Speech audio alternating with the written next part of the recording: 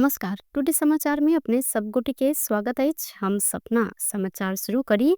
दुधमती नदी सीमांकन नक्शांकन तथा उत्खनन कार्य शुरू किया गेल मुख्य प्रशंसा। ऐतिहासिक तथा धार्मिक महत्व के दुधमती नदी के अतिक्रमित प्राकृतिक बहाव क्षेत्र के सीमांकन नक्शांकन तथा उत्खनन कार्य शुरू किया गेल अछि।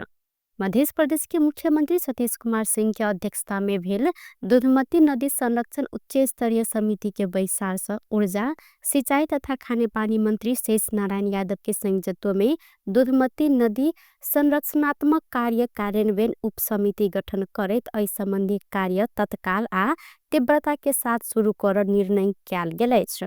धार्मिक तथा पौराणिक आस्था आ विश्वास संग जोड़ कर मात्र नहीं हैत, एहिमे सिंचाई तथा खाने पानी समेत के महत्वपूर्ण स्रोत दुधमती नदी संरक्षण होब पड़ला से प्रदेश सरकार उत्खनन सहित के कार्य आगाड़ी बढ़ेनी उच्च स्तरीय समिति के अध्यक्ष एवं मुख्यमंत्री सिंह जानकारी दिलेन।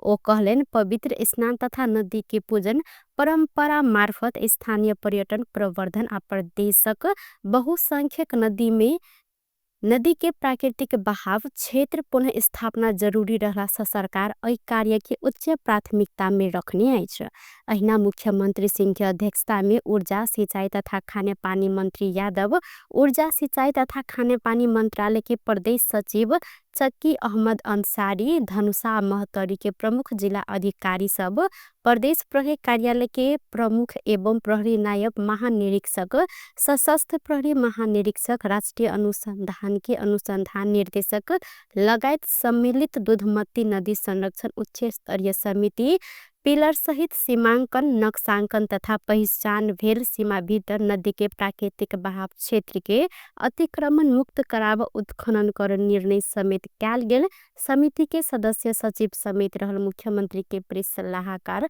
अनिल कुमार कर्ण जानकारी दिलेन। वो धार्मिक रूप में पुण्य प्राप्तिक लोक विश्वास संग जोड़ल गेल दुधमती नदी के प्राकृतिक बहाव क्षेत्र पहचान तथा यकीन क उत्खनन कर उच्च स्तरीय समिति आवश्यक उपकरण जनशक्ति तथा अन्य सहयोग कर सामुदायिक सबके आग्रह कर निर्णय समेत के जानकारी दिलेन। धनुषा में उइख लोड भेल ट्रैक्टर अनियंत्रित भक पलटला से चालक के मृत्यु भेल अछि। मृत्यु भेल में महतरी के बंगा नगर पालिका 4 बीरता के 28 वर्षक अनिल दास रहल सैन। धलके वर्ष सिराहा दिस जा रहल ज एक 4616 नंबर के ट्रैक्टर पूर्व पश्चिम लोक मार्ग अंतर्गत धनुषाधाम नगर पालिका 6 जगदेव पुल नजदीक मंगल दिन भिनसर करीब 9:30 बजे जिस दुर्घटना में पड़ल अछि। दुर्घटना में पड़कर गंभीर घायल रहल चालक दास के लालगढ़ मॉडल हॉस्पिटल में लगे समय चिकित्सक मृत घोषणा केने इलाका प्रहरी कार्यालय ढलकेवर के प्रहरी निरीक्षक उमाशंकर यादव जानकारी दिलेन।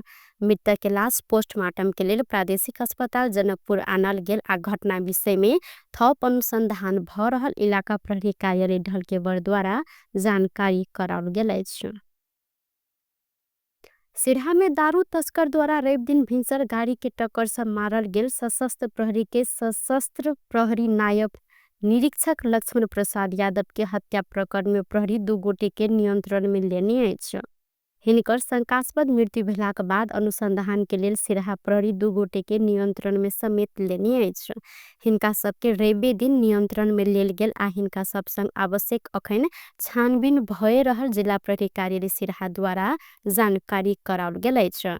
सिरहा प्रहरी के उपरीक्षक रमेश पंडित गाड़ी आ घटना में संलग्न रहल व्यक्ति सबके पहचान करबा काज समेत भ रहल ओ जानकारी दिलेन। ओ कहलेन अपने सब 2 गोटे के नियंत्रण में लकर घटना के अनुसंधान कर रहल सेल। नेपाल भारत सीमा क्षेत्र बडहरी स्थित बेस कैंप में कार्यरत यादव के ड्यूटी में खटल समय रवि दिन भिनसर 3 बजे बरियारपट्टी गांव पालिका 1 स्थित कचनारी में हत्या कियाल गेल सल। नेपाल होइत भारत देश दारू लोड क जा रहल स्कॉर्पियो के रोक खोज खान तलाशी कर समय तस्कर हिनका ओत से भाग समय पीच क हत्या केने सल। नेपाल आ चीन बीच विभिन्न समझदारी पत्र में हस्ताक्षर भेल अछि। चीन भ्रमण में रहल प्रधानमंत्री केपी शर्मा ओली आ चीनी समकक्षी ली च्याङ के उपस्थिति में विभिन्न समझदारी पत्र में हस्ताक्षर कियाल गेलै। परराष्ट्र मंत्रालय स्रोत के अनुसार भैंसी के तैयारी मासु निर्यात संबंधी प्रोटोकॉल में हस्ताक्षर समेत कियाल गेलै। एहि हस्ताक्षर में चीन नेपाल से मासु आयात करब बाट समेत खुलल अछि। एहि सब पहिने तत्कालीन प्रधानमंत्री प्रचंड चीन गेल समय चीन नेपाल से भैंसी के मांस आयात कर समझदारी केने सल। नेपाल सब नाम मापदंड पूरा करने बाद आप चीन नेपाल से भैंसी के मासु आयात करत। भ्रमण दल में रहल परराष्ट्र मंत्रालय के एक गोटे अधिकारी के अनुसार नेपाल चीन व्यापार अभिवृद्धि संबंधी समझदारी पत्र में दुनू पक्ष के बीच में हस्ताक्षर भेल अछि। अहिना 2072 साल के भूकंप में टूटल बसंतपुर के नौतले दरबार के पुनर्संरचना चीन के नियत नेपाल सरकार के हस्ताक्षर समेत ई कियाल गेल अछि। एहि के प्रमाण पत्र समेत आदान प्रदान कियाल गेलै। अहिना टोखा चखरे सुरुंग मार्ग निर्माण संबंधी समझदारी पत्र में हस्ताक्षर करैत पत्र आदान प्रदान कियाल गेलै। एहि संगे विभिन्न विकास योजना संबंधी समझदारी पत्र में समेत हस्ताक्षर कियाल गेलै। नेपाल के विभिन्न विद्यालय में चीनिया शिक्षक स्वयंसेवी चीनिया भाषा पढ़ाव विषय में समेत दू देश बीच समझदारी कियाल गेलै। आर्थिक तथा प्राविधिक सहयोग संबंधी समझदारी पत्र में हस्ताक्षर भेलाक साथे नेपाल टेलीविजन आ चाइना मीडिया ग्रुप बीच CMG संचार प्रविधि संबंध में समझौता पत्र में हस्ताक्षर कियाल गेल स्रोत के दाबी रहल अछि। राष्ट्रीय राष्ट्रीयता धर्म संस्कृति आ नागरिक बचाव महाअभियान के संयोजक दुर्गा प्रसाद के थप 4 दिन हिरासत में राख अनुमति देल गेल अछि। इनका काठमांडू जिला अदालत थप 4 दिन हिरासत में राख अनुसंधान कर मंगल दिन प्रहरी के अनुमति देलक अछि। प्रधानमंत्री KP शर्मा ओली के कंबोडिया में लगानी रहल कहत विवादास्पद सामग्री सार्वजनिक के बाद CIB हिनका नियंत्रण में लेने सल। साइबर अपराध अभियोग में उनका 4 गते नियंत्रण में लेल के देश ओ अपन पकड़ाव गैर कानूनी रहल कहत ऐसा पहिना ही सर्वोच्च में बंदी प्रत्यक्षीकरण के रीट देलो पर खारिज कियाल गेल अछि। सहकारी रकम अपचलन के मुद्दा में बयान लेबाक लेल राष्ट्रीय स्वतंत्र पार्टी के सभापति रवि लामिछाने के चितवन आनल गेल अछि। इनका मंगल दिन काठमांडू से चितवन आनल गेल अछि। चितवन आयल संगे बयान के लेल लामिछाने के जिला सरकारी वकील के कार्यालय ल जाल गेलै। चितवन में सहारा सहकारी के रकम अपचलन के आरोप में बयान के लेल रवि के चितवन ल जाल गेल त उक्त सहकारी से 42 करोड़ रकम 5टा कंपनी में गेल प्रहरी के कहब रहल अछि। हिना भिना भेल रकम मध्ये 10 करोड़ 80 लाख रुपया गोरखा मीडिया नेटवर्क में देखल गेल प्रहरी जानकारी करौनी अछि। अहिना लामिछाने के चितवन आनल गेल समय सुरक्षा के लेल भरतपुर विमानस्थल में बड़का संख्या में सुरक्षाकर्मी परिचालन कियाल गेल सल। संगे रवि के समर्थक सब विमानस्थल बाहर पहुंचकर नाराबाजी समेत केने बाद प्रहरी आ रवि के समर्थक के बीच धकला धकली समेत भेल अछि। चितवन सहारा सहकारी के रकम अपचलन के विषय में पीढ़ी सब पिछला अगहन 5 गते राष्ट्रसभा सभापति लामिछाने सहित 10 गोटे विरुद्ध पूरक जाहेरी देने छलैन। अहिना अगहन 7 गते चितवन में रवि विरुद्ध पकड़ाव पूर्जी समेत जारी कियाल गेल छल। न्याय परिषद सदस्य नियुक्ति में पारदर्शिता कायम होब पर मांग रखे स्वतंत्र कानून व्यवसायी मंच नेपाल बार एसोसिएशन के ज्ञापन पत्र बुझायल गेल अछि। बार एसोसिएशन के दिशा न्यायाधीश सदस्य सिफारिश कियाल गेल में सार्वजनिक सुनवाई होब परत आ पारदर्शिता कायम होब परत मांग रखैत मंच ज्ञापन पत्र बुझौलक अछि। अहिना मंच इकाई बार एसोसिएशन के सदस्यता लेब कानून व्यवसायी सदस्यता फॉर्म बुझाव सिफारिश कर पर व्यवस्था हटाव जिला तथा उच्च अदालत बार इकाई के सदस्यता लेब में आवश्यक कागजात योग्यता आ दस्तूर में एकरूपता कायम होब पर मांग समेत रखने अछि।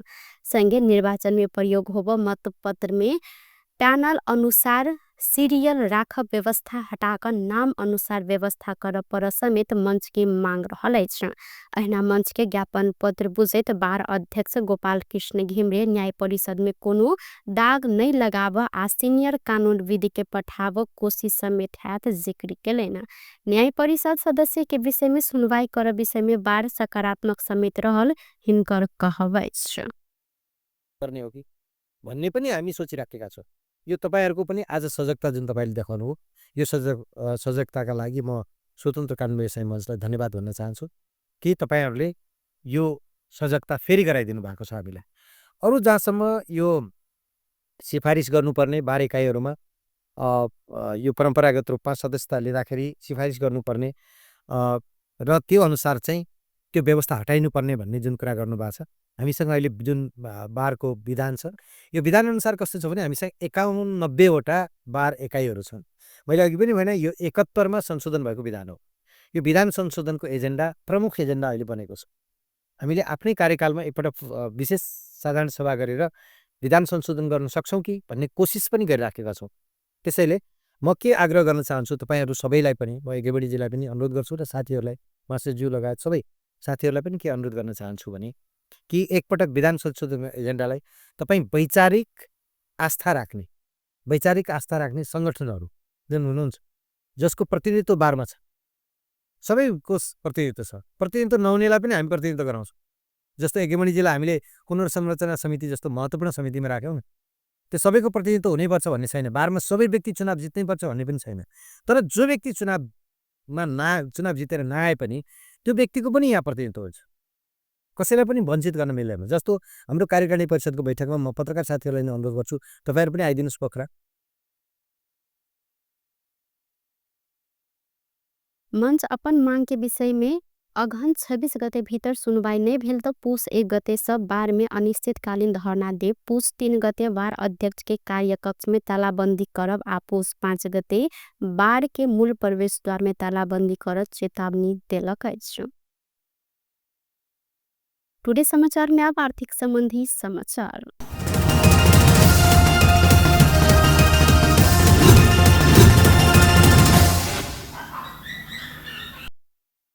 आय सोन के दाम तोला के 1000 रुपया से बढ़ल अछि। सोन के दाम आय तोला के 1000 रुपया से बढ़ कर 1,50,300 में कारोबार भ रहल नेपाल सोन चानी व्यवसायी महासंघ जानकारी देने अछि। अहिना काल्खन सोन तोला के 1,49,300 रुपया में कारोबार भेल छल। संगे चांदी के दाम आय तोला के 30 रुपया से बढ़ल अछि। आय चांदी तोला के 30 रुपया से बढ़ कर 1,845 रुपया में कारोबार भ रहल महासंघ जानकारी करौनी। अहिना काल्खन चांदी तोला के 1,815 रुपया में कारोबार भेल छल। व्यस्त टुडे समाचार अखन के लेल एतबा। पुनः दोसर समाचार लग उपस्थित हेबेटा करब। तखन के लेल हम सपना विदा मांगे छी। देखैत रही टीवी टुडे जनकपुर। नमस्कार।